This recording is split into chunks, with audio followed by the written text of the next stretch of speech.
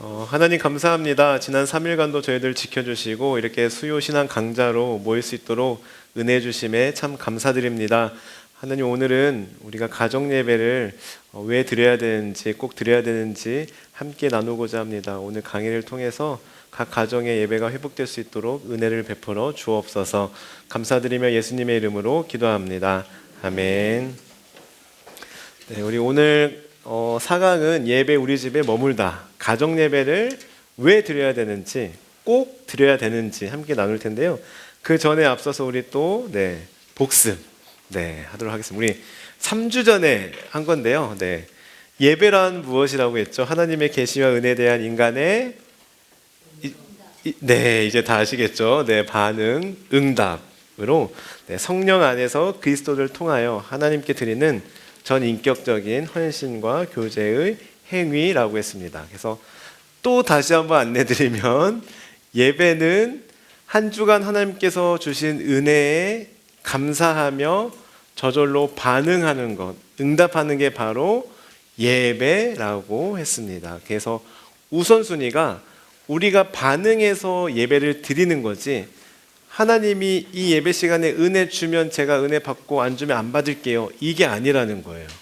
그래서 내가 오늘날 예배 와서 오늘은 좀 예배 못 받은 것 같아, 오늘 좀 약했던 것 같아, 이거는 잘못된 생각이고, 이미 내가 예배 자리에 오는 순간부터, 그 집에서 나서는 순간부터 하나님의 은혜에 우리가 반응하는, 응답하는, 그게 바로 이제 예배라는 것이고요. 이 예배의 4종 구조가 있다고 했었어요. 처음에 단계는 부름과 응답이었습니다. 그래서 하나님께서 백성을 부르시고 백성은 그 부름에 응답하여 모이는 시간으로, 예배의 순서 중에서는 예배 시작, 예배로 부름, 그리고 찬양, 이런 요소들이 바로 부름과 응답, 예배의 4종 구조 중에 부름과 응답에 해당된다라고 했고요. 두 번째로는 바로 말씀의 선포였죠. 그래서 하나님께서는 말씀을 통해서 오늘날 나에게 현재적 음성으로 들려주신다라고 했습니다. 그래서 이거는 설교뿐만 아니라 성경 봉독, 신앙 고백, 이 부분이 다 이 말씀에 포함된다고 할 수 있고요. 세 번째로는 바로 감사의 고백입니다. 그래서 이것은 성찬과 봉헌 해당되고요. 우리 돌아오는 주일에 성찬식이 있습니다. 그래서 이러한 감사의 마음으로 우리가 성찬식에 참여할 수 있기를 바라고요. 다음으로는 파송입니다. 그래서 이제 예배를 마친 백성이 이제 세상 속으로 다시 보내짐을 받으면서 우리가 이제 그리스도인의 증인으로 살아가겠습니다 하면서 파송하는 시간이 바로 이제 축도, 그리고 파송 찬송 시간도 있고, 또 주기도문으로 하는 데도 있고, 이런 요소들이 다 여기에 해당된다라고 했고요. 그리고 우리 예배 속의 자세에도 다 의미가 있다고 했었죠. 그러니까 우리가 예배 시간에 앉아 있는 거, 그리고 언제는 일어서는 거, 이건 다 의미가 있다라고 했는데요. 먼저 일어서는 것은 어떤 의미가 있었죠? 하나님에 대한 다들 기억력이 진짜 좋으십니다. 바로 하나님에 대한 경외, 그리고 존경의 표현을 담아서 우리가 다 같이 일어나서 이제 예배를 시작하죠. 하나님의 부르심에 대한 응답으로. 두 번째, 앉음에는 어떤 자세의 의미가 있죠? 맞습니다. 바로 겸손한 자세. 그래서 우리가 말씀 들을 때 앉아서 듣잖아요. 그것도 그냥 우리가 다리 아프니까 앉아서 듣는 게 아니라, 내가 하나님의 말씀을 경청하고 듣고 그것에 순종하겠다는 어떤 집중과 경청의 자세, 그게 바로 앉음에서 나타난다라고 할 수 있습니다. 그리고 무릎 꿇는다는 것은 이제 회개, 그리고 전적인 의존과 간구, 하나님의 거룩하심 앞에 낮아지는 자세가 바로 무릎 꿇음으로 표현이 되고, 그리고 파송할 때, 처음 말고 파송할 때 일어서는 것은 말 그대로 결단하며 순종하는 것, 이게 바로 이제 예배의 자세에 의미가 있다라고 했고요. 이제 지난주에 함께 예배의 종류, 의미 함께 살펴봤었죠. 다 기억나시나요?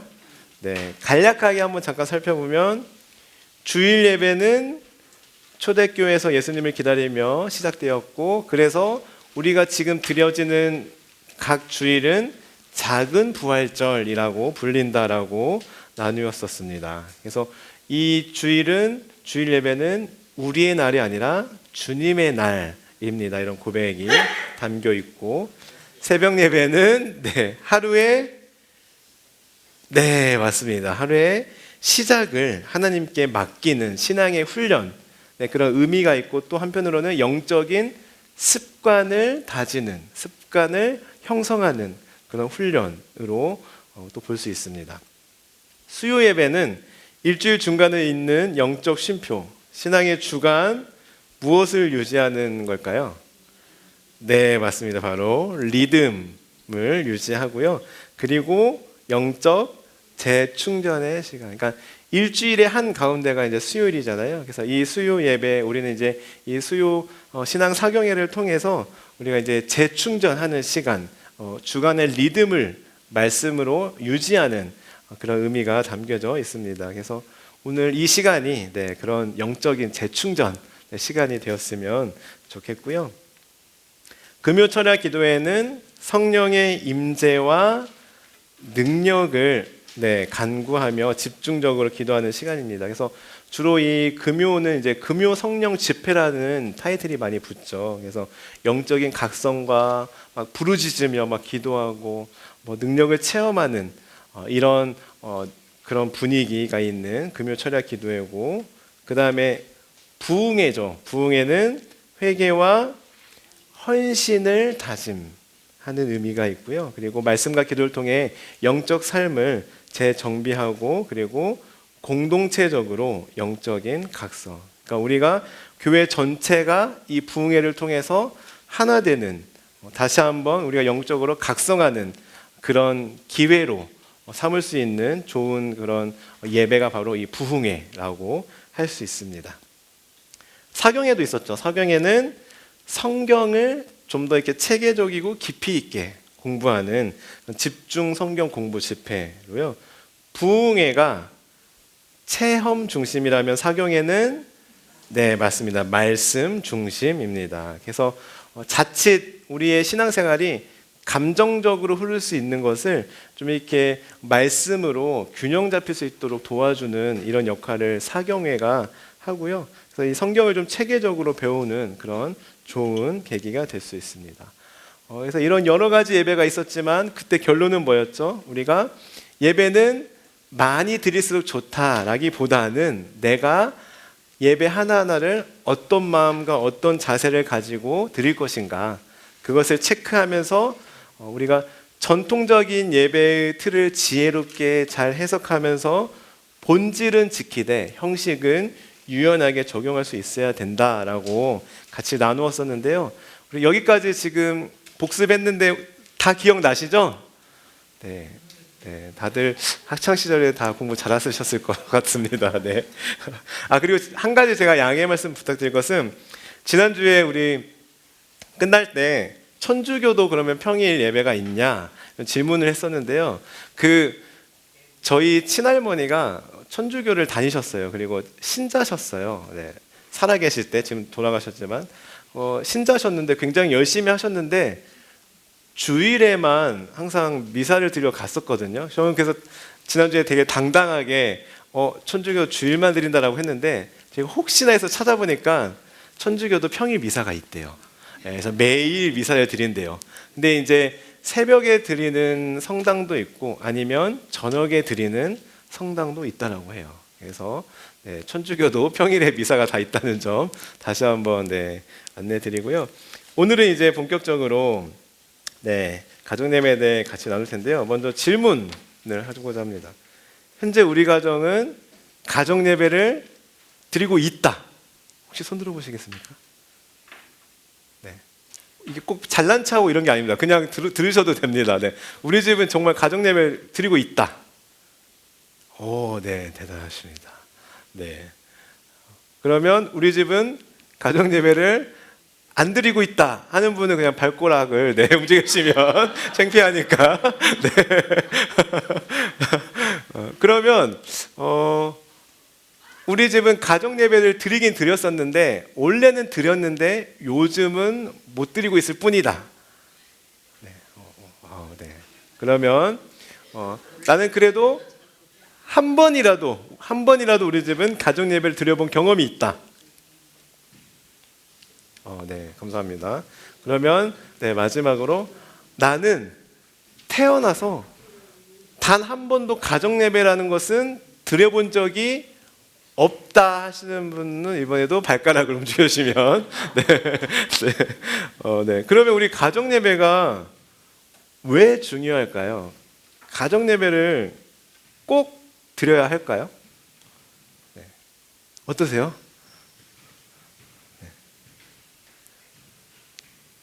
네, 지금 다들 무슨 침묵 시위하는 것처럼 네, 앉아 계시는데 편하게 말씀하셔도 됩니다. 네, 가정 예배가 왜 중요할까요? 네. 그러면 일단 우리 왜 중요한지는 또 함께 자세히 나누기로 하고요. 먼저 가정 예배란 그럼 무엇일까 우리가 함께 나누려고 하는데요. 우리 가정 예배란 무엇인가를 알려면 그 전에 예배란 무엇인가를 알아야 되겠죠. 근데 예배가 무엇이었죠? 예배란 무엇이었어요? 예배. 네, 맞아요. 응답, 반응. 하나님께서 주신 은혜에 반응하는 것, 응답하는 게 예배였어요. 그러면 가정 예배는 무엇이냐면 우리 가정이 하나님께서 주신 은혜에 반응하는 것, 응답하는 것, 그게 바로 가정 예배예요. 네, 제가 거기 답을 말씀드렸네요. 오늘 하루 하나님께서 우리 가정에 주신 은혜에 반응하는 것, 이게 바로 가정 예배예요. 그래서 우리 가정에 주신 은혜를 우리 가족이 함께 모여서 고백하는 시간이 바로 가정 예배인데요. 그래서 사실 결론부터 말씀드리면 가정 예배는 어렵지 않습니다. 가정 예배는 쉽습니다. 가정 예배는 모여서 오늘 하루 우리 가정에 주신 은혜가 무엇인지, 하나님께서 우리에게 주신 감사가 무엇인지 같이 나누는 것, 그걸로 가정 예배예요.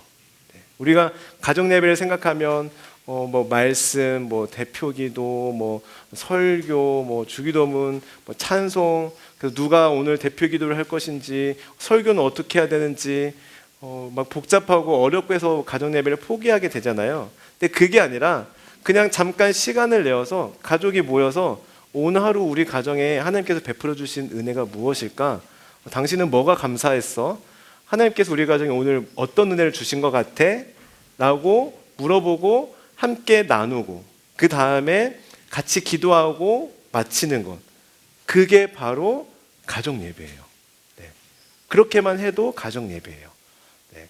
그런데 이제 이거에 훈련이 되면 더 나아가서 이제 구체적으로 우리가 원하는 정말 그 가정 예배의 어떤 정확한 틀의 방법론에까지 나아가야 되는데요. 그것은 우리가 다음 주에 배우기로 하고요. 그래서 이제 가정 예배는 오늘 하루 하나님께서 우리 가정에 주신 은혜에 반응하는 것이 바로 가정 예배다. 이거를 일단 기억하시면 좋을 것 같고요. 그리고 가정 예배에 어떤 목적이 있냐 하면 첫 번째로는 하나님 중심의 가정을 세우기 위해서 가정 예배를 드려야 합니다. 네. 가정 예배는 우리 가정의 주인이 바로 하나님이심을 고백하는 시간이에요. 네. 우리 가정의 주인은 오직 하나님이십니다. 이거를 고백하는 시간이고요. 두 번째로 가정 예배를 통해서 우리는 자녀에게 신앙을 전수할 수 있어요. 네. 그래서 이 가정 예배는 자녀에게 신앙을 자연스럽게 전수할 수 있는 가장 좋은 기회, 가장 효과적인 방법이라고 할 수 있어요. 네. 우리가 아무리 말로 주일에 예배드려라, 일어나라, 교회 가라, 기도해라, 아무리 말하는 것보다 우리가 매일 자녀와 함께 가정 예배 드리는 것, 그게 바로 자녀에게 신앙을 자연스럽게 전수할 수 있는 아주 좋은 방법이라고 할 수 있습니다. 그리고 가정 예배를 통해서 가정 안에서 사랑과 소통의 시간이 됩니다. 특히 이제 바쁜 현대 사회에서 우리가 잠깐이라도 모여서 부부끼리 아니면 가족 모두가 아니면 자녀와 함께 하나님의 어떤 은혜와 감사를 돌아보면서 서로 성령 안에서 가족이 하나 되는, 소통하는 그런 시간이 된다라는 것이죠. 그리고 가족 예배의 목적은 매일의 삶을 하나님과 연결하는 시간이 됩니다. 그래서 바쁜 삶 가운데도 우리 가족이 하나님을 잊지 않도록, 하나님을 잃지 않도록 서로 잡아주고 끌어주는 그런 매개체 역할이 바로 가족 예배입니다. 그래서 우리는 가족 예배를 드려야 되고요. 그 가족 예배의 그 성경적 기초, 성경에도 이제 가족 예배에 대한 내용들이 좀 나오는데요. 먼저 창세기 18장 19절에 보시면 이건 한번 맞춰 보시겠어요? 내가 그로 그 자식과, 와, 어떻게 성경 말씀 다 외우고 계세요? 네. 네. 네, 자식과 권속에게 명하여 여호와의 도를 지켜 의와 공도를 행하게 하려고. 그러니까 이거는 이제 아브라함과 그 자녀 후손에게 명령하는 말씀입니다. 그러니까 아브라함의 언약과 가정의 교육 사명은 아브라함의 어떤 개인적 어떤 언약이 아니라 공동체적인 언약임을 오늘 이 말씀을 통해 알 수 있고요. 그래서 하나님의 계시와 명령은 자녀 교육을 통해서 다음 세대로 계승됨을 우리는 알 수 있습니다. 두 번째 말씀, 가로 안에 뭐가 들어갈까요? 네, 누구에게 부지런히 가르칠까요? 네, 맞습니다. 네, 네, 자식에게 부지런히 가르치며 누워 있을 때든지 일어날 때든지 이 무엇을 강론해야 될까요? 네, 맞습니다. 바로 말씀을 강론할 것이며, 이 말씀 이제 앞구절에 보시면 굉장히 유명한 그 쉐마도 들어 있습니다. 네. 그리고 그래서 이제 유대 전통에서는 하루에 2번 가정 예배를 꼭 드렸대요. 네. 그리고 아침과 저녁으로 가족이 함께 모여 기도도 했다라고 합니다. 그래서 가정은 이때 당시 교회와 같은 기능을 했고요. 부모는 교사와 제사장의 역할을 했습니다. 네. 그리고 세 번째로, 네, 가로에 뭐가 들어갈까요? 네, 5탄인데요. 오직 나와 내 집은 누구를 섬기겠다라고 이제 여호수아가 했죠. 네, 맞습니다. 바로 여호와. 이게 여기에서 이렇게 나왔는데요. 네, 여호와. 네, 다 아시죠? 네, 여호와를 섬기겠다. 네, 그래서 이제 가정이 함께 신앙으로 결단하는 그런 선언이라고 할 수 있습니다. 그리고 네, 사도행전 5장 42절, 거기 2장 42절, 47절 나와 있는데요. 이거는 제가 읽어드릴게요. 그들이 사도의 가르침을 받아 서로 교제하고 떡을 떼며 오로지 기도하기를 힘쓰니라. 사람마다 두려워하는데 사도들로 말미암아 기사와 표적이 많이 따르니 날마다 마음을 같이하여 성전에 모이기를 힘쓰고 집에서 떡을 떼며 기쁨과 순전한 마음으로 음식을 먹고 하나님을 찬미하며 온 백성에게 칭송을 받으니 주께서 구원받는 사람을 날마다 더하게 하시니라. 그러니까 그 초기의 신자들은 성전에 모이기도 했고요. 또 집에서도 떡을 떼기도 했어요. 그러니까 이때 당시의 집은 그냥 단순한 거주 공간이 아니라 말씀과 교제의 장으로 여겨졌습니다. 집집마다 쉬지 않고 예수님 바로 그리스도라 가르치고 전도를 이 가정에서부터 시작했습니다. 그래서 이렇게 결론은 우리의 신앙은 공동체적이지만 가정에서의 전수가 핵심이라고 할 수 있어요. 한마디로 가정이 첫 번째 교회라고 할 수 있습니다. 네. 그다음에 이제 초대교회와 종교개혁 시대의 가정 예배를 함께 살펴보도록 하겠습니다. 먼저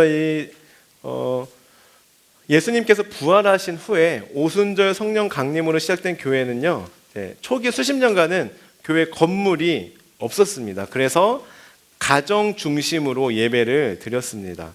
우리 고린도전서 16장 19절에 보시면 브리스길라와 아굴라의 집에서 또 예배도 드렸고, 네, 그렇게 가로 보시면 소규모 공동체로서 친밀성과 그리고 참여 중심으로 함께 예배를 드렸습니다.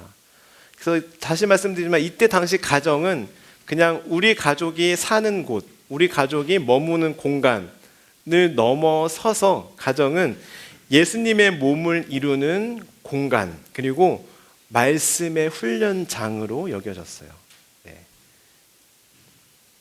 그리고 제도화 이전의 교회는 3세기까지는 가정 중심의 공동체가 교회의 중심이 되었습니다. 그래서 만찬, 세례, 교육 등이 다 가정에서 이루어졌습니다. 네. 그리고 이제 종교개혁 시대의 가정예배, 루터는 이렇게 표현했다고 해요. 부모를 자녀의 영혼을 돌보는 무엇으로 표현했을까요? 부모님은 자녀의 영혼을 돌보는 무엇일까요? 선생? 또 다른 말로 하면 목자. 부모는 목자다 이렇게 표현을 했습니다. 그래서 교회뿐만 아니라 가정도 예배의 장이고 가정도 신앙교육의 장이다 이렇게 여겼습니다. 그리고 칼빈의 제네바 교육 정책 개요 보시면요, 제네바시 정부와 협력하여서 이때 당시에는 교회, 가정, 학교를요 통합한 신앙 어떤 교육 시스템이 구축되었다라고 합니다. 그래서 제가 찾아보니까 그때 당시에 제네바 교회 질서서에 보시면 1541년인데요. 칼빈이 제안한 교회 정책 문서에서 이렇게 규정하고 있대요. 부모가 자녀에게 교리 문답을 가르칠 책임, 가정에서 매일 말씀 읽기와 실천을 권장, 어린이들은 매주 교구에서 목사 앞에서 교리 문답 시험을 봄, 그리고 교회는 부모들이 자녀를 잘 교육하고 있는지를 감독. 지금과 완전히 바뀌었죠. 지금은 그저 우리가 자녀들을 교회에 일주일에 한 번 맡긴 다음에 그것도 부모들이 과연 교회가 우리 자녀를 신앙을 잘 교육하고 있나 감독하고 체크하지만 이때 당시에는 반대였어요. 오히려 각 가정에서 부모들이 자녀 신앙교육을 잘 하고 있는지를 교회가 감독을 했어요. 그래서 만약 부모가 자녀에게 신앙교육을 잘 못하고 있다 하면 그 교구 목사가 감독을 하고 지도를 했다라는 거예요. 왜냐하면 이때 당시 가정은요 신앙의 첫 학교로 여겨졌기 때문입니다. 그리고 아버지는 교사로 여겨졌고요.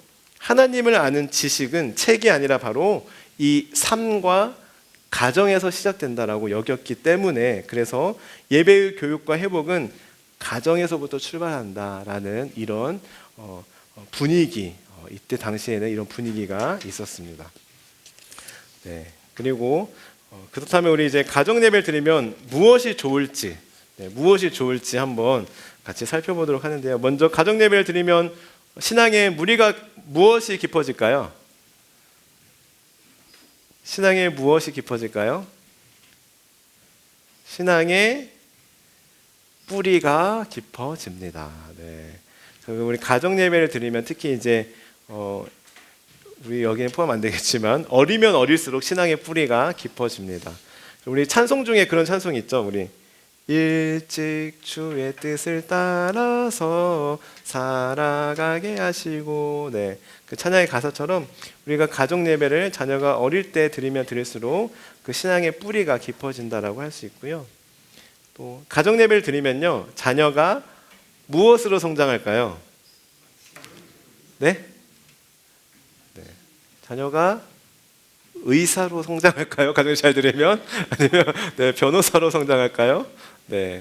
바로 하나님의 사람으로 성장합니다. 그래서 이제 가정 예배를 통해서 하나님의 은혜를 매일 경험하는 훈련이 되면 자녀가 하나님의 사람으로 성장합니다.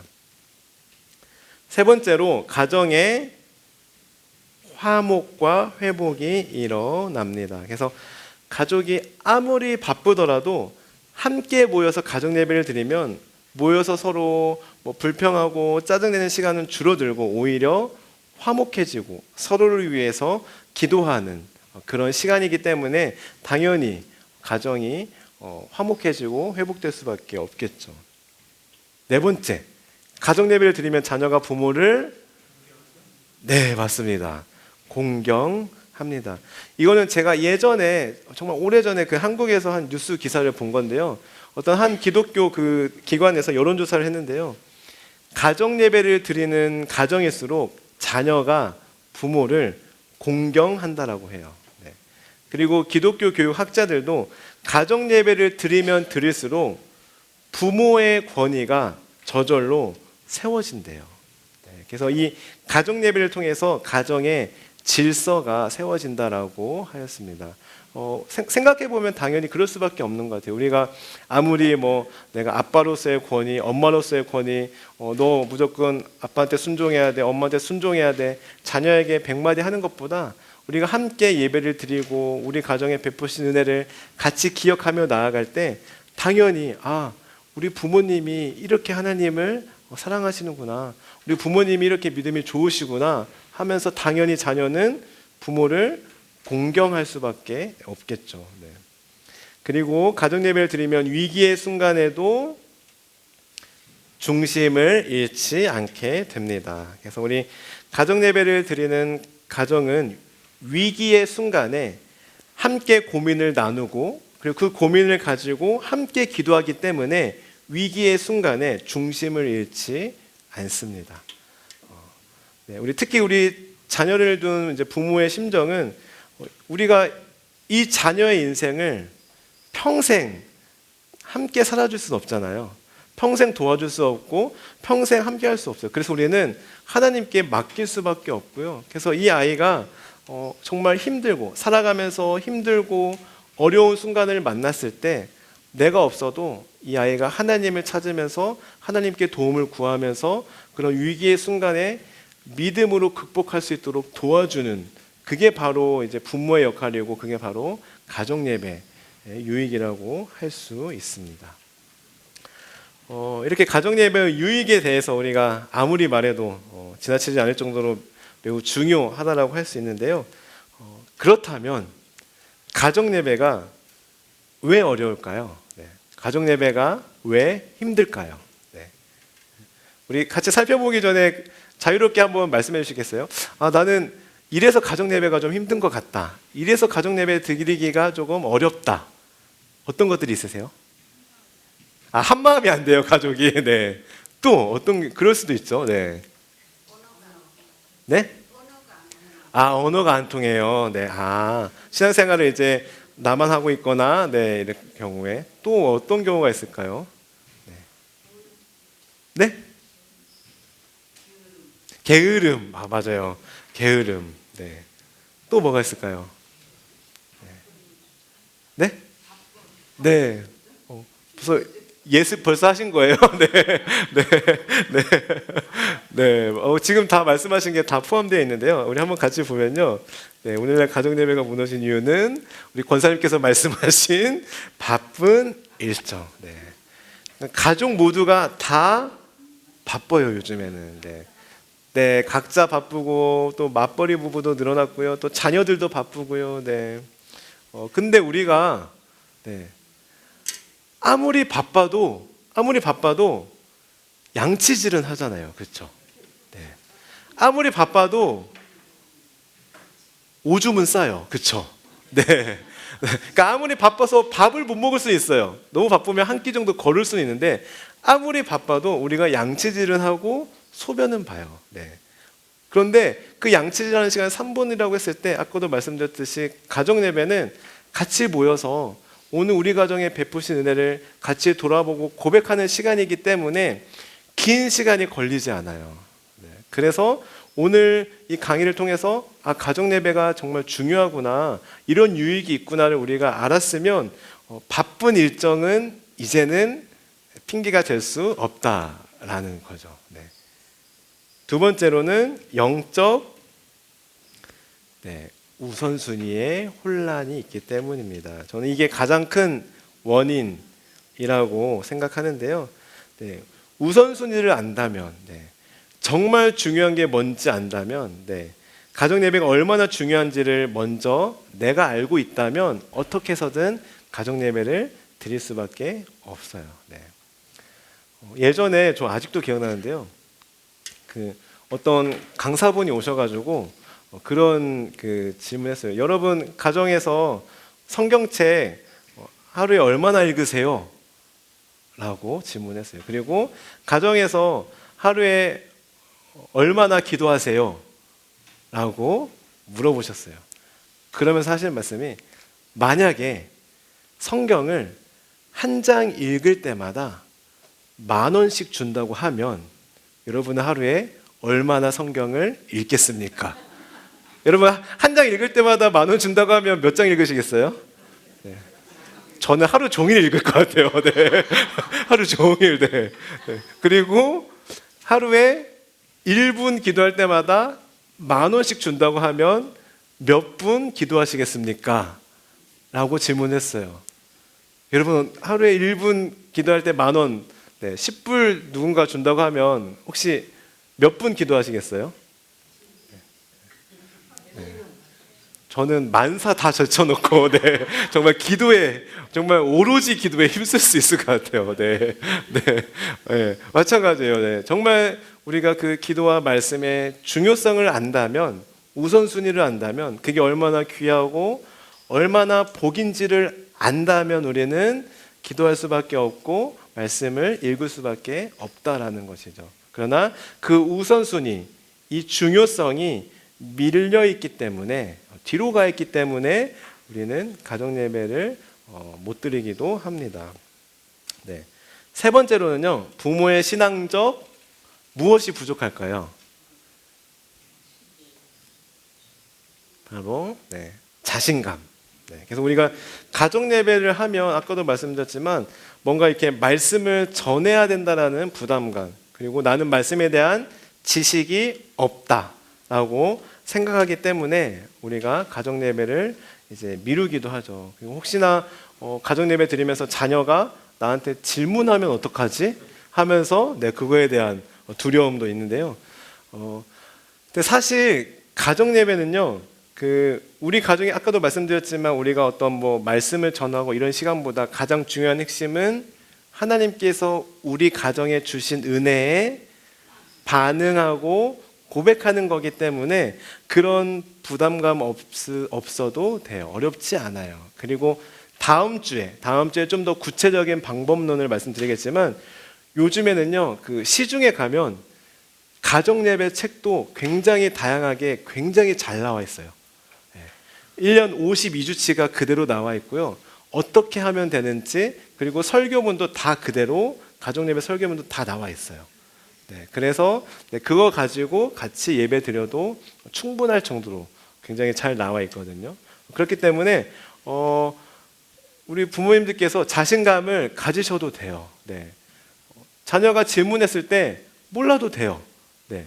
모른다고 해서 우리 엄마 아빠는 이것도 몰라, 이렇게 생각하지 않아요.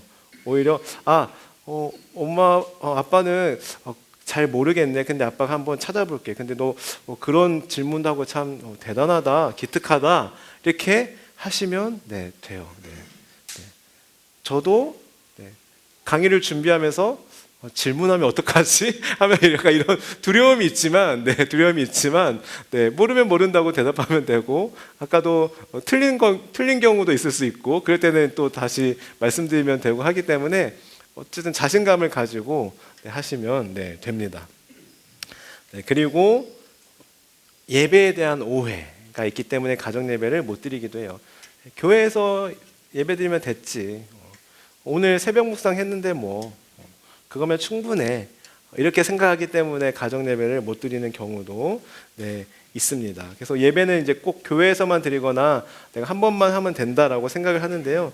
사실 우리는 이제 그 세상에서 보내는 시간이 훨씬 많고요. 특히 자녀들 같은 경우에 학교에서 보내는 시간이 훨씬 많아요. 그렇기 때문에 일주일에 한 번 교회 와서 예배 드리는 것만으로도 자녀나 나 자신에게 신앙에 대한 교육이 될 수 없어요. 세상에 있는 시간이 훨씬 많기 때문이에요. 그렇기 때문에 우리는 가정에서 꼭 예배를 드려야 된다는 것입니다. 그리고 다섯 번째, 무엇이 침투했기 때문에 우리는 가정 예배를 드리기 힘들까요? 특히 요즘 많이 문제죠. 바로 디지털 미디어. 그래서 미디어의 발달로 유튜브, 쇼츠 보다가 잠들고, 막 이런 경우도 많이 있죠. 특히 요즘 이제 자녀들도 아예 핸드폰을 이제 달고 사는 경우가 있다라고 해요. 네. 근데 이제 간혹 그런 분들도 계시더라고요. 저는 동영상 쇼츠 많이 보긴 하는데요.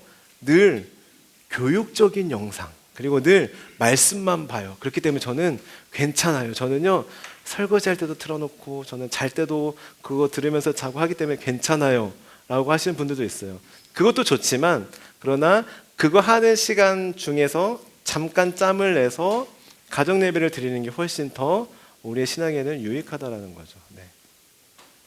네, 이렇게 우리가 이제 가정 예배가 무너진 이유, 가정 예배를 우리가 왜 선뜻 드리지 못하는가 함께 살펴보았는데요.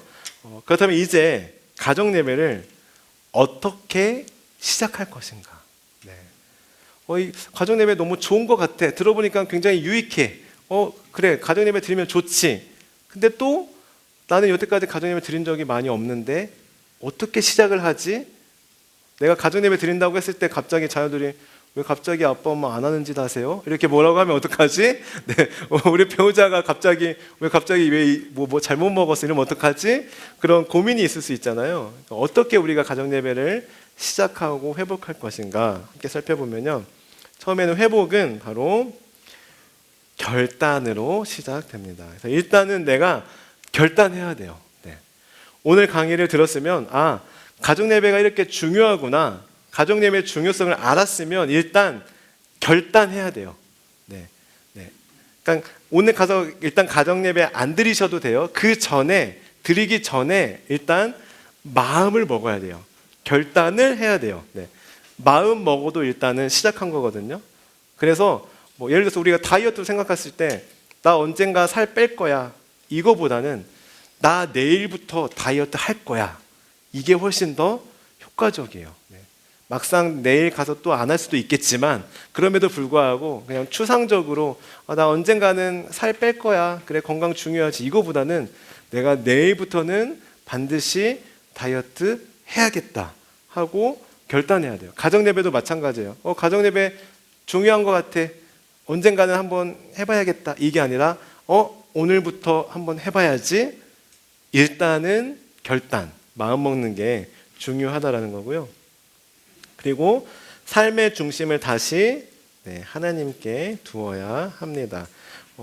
아까 제가 그 여호수아 24장 15절 말씀을 좀 다시 한번 길지만 읽어드리겠습니다. 만일 여호와를 섬기는 것이 너희에게 좋지 않게 보이거든 너희 조상들이 강 저쪽에서 섬기던 신들이든지 또는 너희가 거주하는 땅에 있는 아모리 족속의 신들이든지 너희가 섬길 자를 오늘 택하라. 오직 나와 내 집은 여호와를 섬기겠노라. 네. 이제 여호수아의 고백이거든요. 그래서 우리가 다른 사람들은 어떠하든지 우리 집은 예수님을 섬기겠다. 우리 가정의 주인은 바로 하나님이시다. 요즘 가정 예배가 힘든 시대라고는 하지만 다른 가정들은 가정 예배를 못 드린다라고는 하지만 우리 가정은 날마다 하나님의 은혜를 기억하고 고백해야겠다 하면서 우리 삶의 중심을 다시 하나님께로 두어야 한다는 것입니다. 그리고 어떻게 시작해야 될까요? 바로 작게 시작하라. 그래서 매일이 부담되면 일단 주 1회부터 시작하고 아까도 말씀드렸지만 예배 순서 다 하려고 하지 않아도 된다라는 겁니다. 그래서 이런 경우 있죠. 여태까지 가정 예배를 한 번도 안 드려봤는데 그래, 나 이제 가정 예배 드려야지 하면서 나 이제 일주일 동안 한 번도 빠지지 않고 매일매일 드릴 거야. 이러면 안 드릴 가능성이 커요. 작게 시작하셔야 돼요. 여태까지 가정 예배 한 번도 안 드렸으면 그래, 이번 주 한 번 내가 꼭 드려봐야지. 오늘 한번 시도해봐야지. 이렇게 하는 거예요. 우리 알코올 중독되신 분들이 내일부터 술 끊어야 돼. 이것보다는 한 잔씩 내가 끊어가야지. 이렇게 하는 게 훨씬 더 효과적이잖아요. 마찬가지입니다. 작게부터 시작하면 되고 점점 일주일에 한 번, 그 다음에 일주일에 2번, 3번 늘려가는 것이 좋습니다. 그래서 우리가 아무리 그 수영 선수 혹시 박태환 씨 아세요? 네.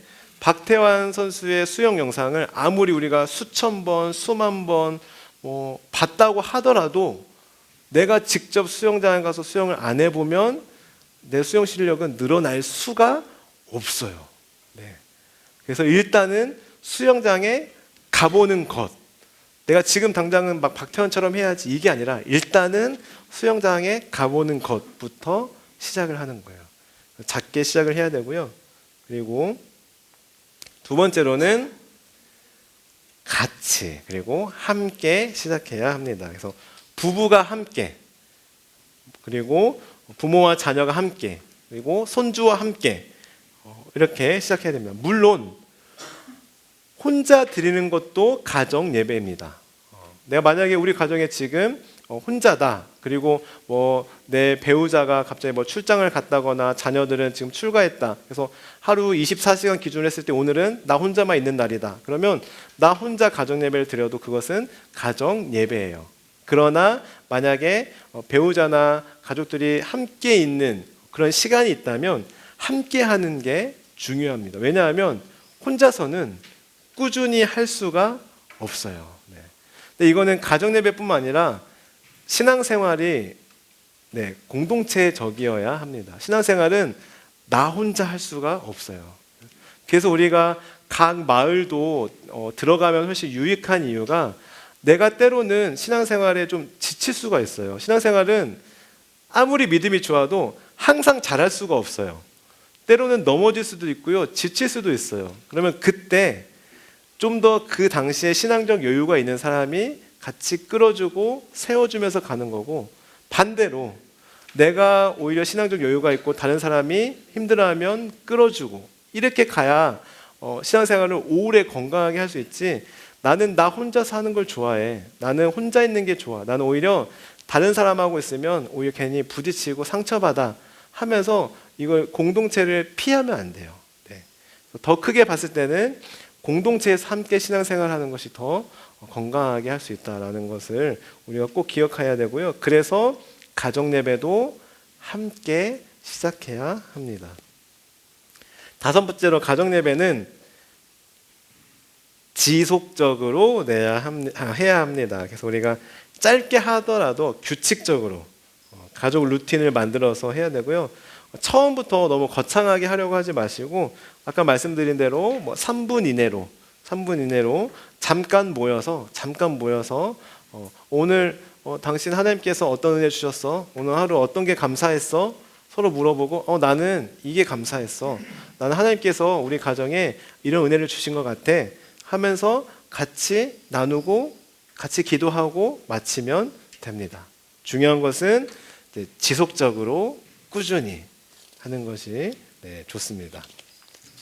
그리고 여섯 번째로는 유연하게 해야 합니다. 그래서 자녀의 연령, 가정의 상황에 맞게 조정을 해서 가정 예배를 드려야 합니다. 예를 들어서 이제 어린 손주와 같이 예배를 드리는데 손주는 전혀 모르는 막 어려운 성경 찬송가 막 부르고 그래서 막 말씀도 되게 어렵게 막 하고, 그리고 막 무슨 독재자처럼 우리 가정은 9시면 무조건 모인다 하면서 막 그렇게 하면 오히려 튕겨나갈 수가 있어요. 그렇게 하면 가정 예배 안 드릴 거야, 이렇게 될 수가 있어요. 저도요, 어렸을 때 저희 어머니가 이제 예배 어떻게 가서 이제 은혜를 받고 오셨나 봐요. 그래서 우리 집은 오늘부터 가정 예배 드린다 하면서 갑자기 저희한테 어떤 설명도 없이 다 성경책 가져와 하면서 막 독재자처럼 막 가정 예배를 드리는 거예요. 근데 하필 만화 영화, 가장 재밌는 만화 영화 할 시간 항상 그때 모이래요. 그럼 저희는 막 이제 투덜투덜 모이는 거예요. 근데 이제 저는 이제 좀 이렇게 보시다시피 저는 되게 착하고 좀 모범적인 아이였거든요. 그래서 그냥 엄마가 하라는 대로 네 하면서 했는데요. 저희 형이 어느 날은 이제 화가 났어요. 그래가지고 엄마한테 따진 거, 엄마는 엄마가 목사놀이 하는데 왜 우리를 이용해? 이렇게 막 따진 거예요. 엄마 목사놀이 하려고 우리 이용하는 거잖아. 막 이렇게 막 따진 거예요. 그리고 이제 한참 유행했던 것 중에 밥 먹기 전에 말씀 암송을 해야 밥을 줬어요. 그러면 그게 이제 처음에는 우리가 들었을 때는 굉장히 신앙교육을 잘하고 있다 생각하지만 이게 어떤 아이에 따라서는 이게 오히려 더 튕겨져 나갈 수가 있어요. 네. 밥 먹을 때마다 이게 무슨 상처처럼, 우리 엄마는 어렸을 때 나 암송 안 하면 밥 안 줬어, 뭐 이래서 나중에 이게 오히려 더 안 좋은 영향이 있을 수 있기 때문에 유연하게 하는 게 좋습니다. 네. 그래서 그냥 내가 막 내 맘대로 막 이렇게 막 오늘부터 막 다짐했다고 해서 가자마자 막 이렇게 한다, 이게 아니라 일단은 각 가정의 상황에 맞게, 그리고 함께 의논하면서 우리가 이제 가정 예배 드리려고 하는데 언제 가정 예배를 드리면 좋을까, 시간도 같이 상의해서 같이 정하고, 그리고 어떤 가족 공동체 구성원에 따라서 다른 형식으로 그 스타일에 맞춰서 예배를, 가정 예배를 드려야 합니다. 그래서 어떤 그 정형화된 형식보다는요, 방금도 말씀드렸지만 일단은 같이 모여서 하나님의 은혜를 나누는 것, 그것으로부터 가정 예배는 시작된다라고 할 수 있습니다. 네. 자, 우리 여기까지 함께 같이 나누었는데 혹시 오늘 그 강의를 들으시면서 나는 오늘부터 이제 가서 가정 예배를 좀 드려봐야겠다 다짐하시는 분 계신가요? 네, 감사합니다. 네. 다른 분들 안 드셔가지고 지금 처음부터 다시 시작해야 되나? 고민돼. 다 가정 예배 다 드리실 거죠? 네. 아까도 말씀드렸지만 이게 꼭 자녀와 함께 드리는 것만이 가정 예배는 아니에요. 네. 부부가 함께 예배 드리는 것도 가정 예배예요.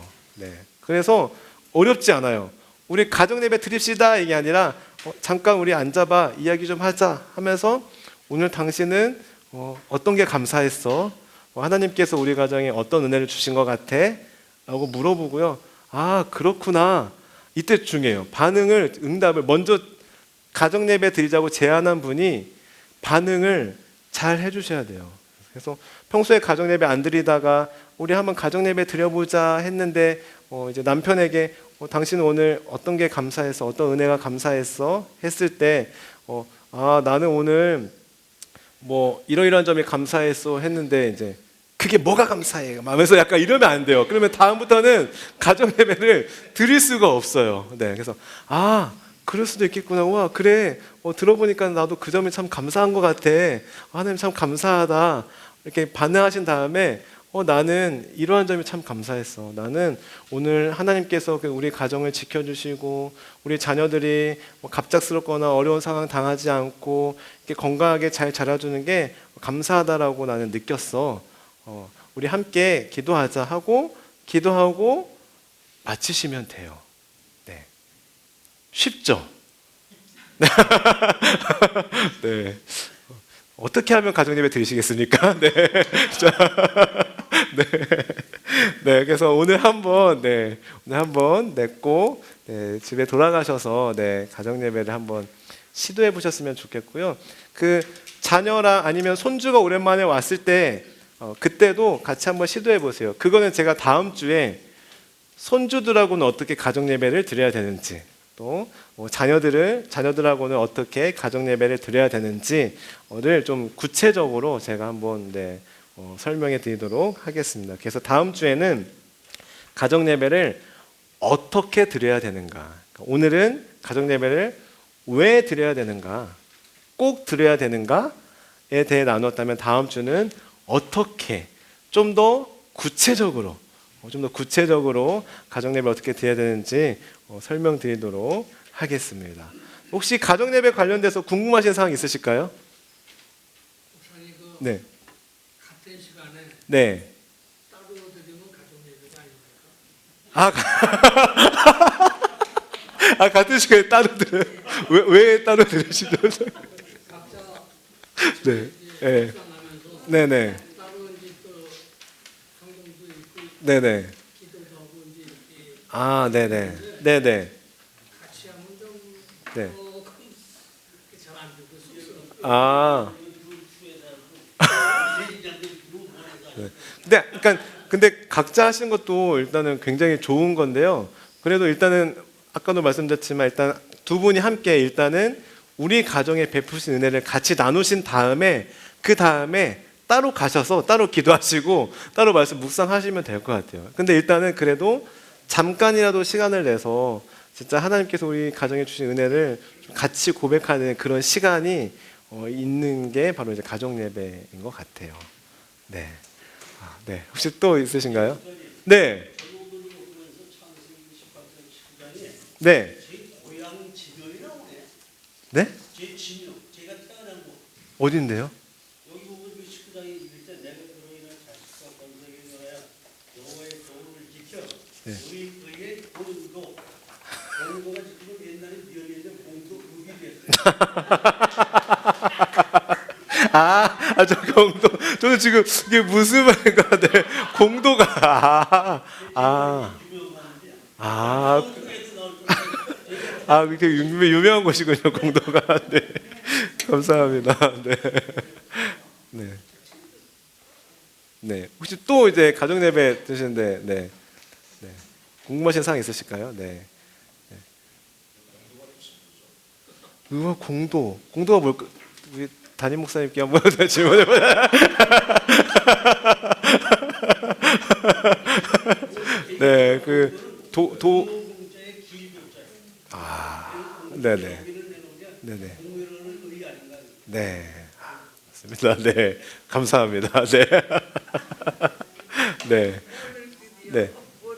네, 이렇게, 네. 지금 살짝 부끄럽지만, 그러나 자신감을 가지고 계속해서 하시면 됩니다. 네. 가정예배 드리실 때도, 네, 그대로, 네, 자신감을 가지시고, 네, 하시면 되겠습니다. 네. 그러면 지금 사실 52분이에요. 8분 남았어요. 그래서 만약에, 네, 여기 계신 분들이, 오늘 이제 빨리 집에 가서 나는 가정예배를 드리겠다 하시면 지금 끝내고요. 네. 아니면 다시 해야 될 것 같아요. 네. 어떻게 가서 가정예배, 네. 목사님 저도요. 네. 캐나다 오기 전에는 애들이 어려서 네. 가정예배를 꼭 드렸어요. 네. 애들이 어려서. 네네. 그럴 때에는 근데 여기 와서 머리가 커니까 지금은 여기 드리질 못해요. 네네. 저희 또 혼자 있고 또 그러니까 네네. 다들 나가서 하니까. 네네. 근데 어려서 드릴 때에 보면은 네. 저희가 한 3살 됐을 때 이제 말을 할 때, 그러면 제가 네. 기도를 시키고 그랬어요. 네네. 그러면은 그때 기도하라고 뭐라면 내가 낚시를 상당히 좋아했어요. 그러면 네. 기도하라고 그러면 아빠 낚시 안 가게 해주세요. 기도를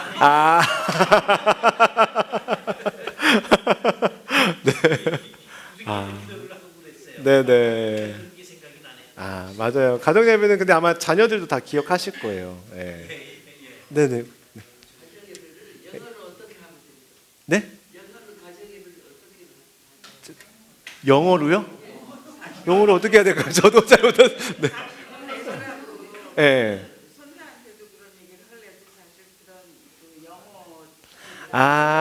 그런 경우도 있겠네요. 그러니까 손주가 더 영어가 편해서, 네. 그런 경우에는 자녀분들 부모님 있잖아요. 같이 그거는 못해요. 네.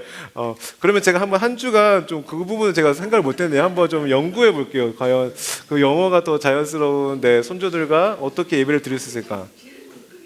네.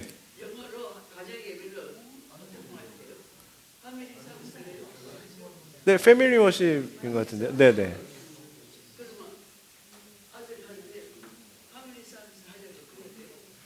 네, 네. 그렇게 하면 될 것 같은데요. 네. 네. 제 영어를 잘 못해서 저도. 네. 네, 네, 네. 알겠습니다. 네. 혹시 또 질문 있으실까요? 네. 네, 그럼 다 가정예배 가셔서 드리실 줄로 믿고, 네. 네. 다음 주에 제가 한번 여쭤볼게요. 가정예배 드리셨는지. 그래서, 이러면 또 다음 주에 안 오시니까, 한번 안 여쭤볼게요. 네, 다음 주에, 네, 또 안 오시니까요. 다음 주에 안 여쭤볼게요. 그냥 오시면 되겠습니다. 네. 편하게 와주세요. 절대 안 물어볼 테니까요. 네. 편하게 와주시면 되겠습니다. 네. 제가 기도하고 마치겠습니다. 하나님 감사합니다. 우리에게 가정을 선물해 주시고 우리 각 가정이 하나님을 주인으로 모시며 살아갈 수 있도록 은혜 주심에 참 감사드립니다. 하나님 저희들 가정 예배를 왜 드려야 되는지 가정 예배가 얼마나 중요한지 오늘 함께 나누었습니다. 하나님 오늘 저희가 들으면서 우리가 생각하는 것으로 끝나지 않게 하시고 결단하게 하시고 작게 시작할 수 있는 우리 모두가 될 수 있도록 인도하여 주옵소서. 그리하여 하루하루 하나님께서 우리 가정에 얼마나 많은 은혜를 베풀어 주시는지 우리 가정이 함께 고백하며 나아갈 수 있도록 은혜를 베풀어 주옵소서. 돌아가는 발걸음도 하나님께서 지켜주시고 남은 3일간도 늘 눈동자처럼 지켜주시고 보호하여 주실 줄 믿사오며 예수님의 이름으로 기도드립니다. 아멘.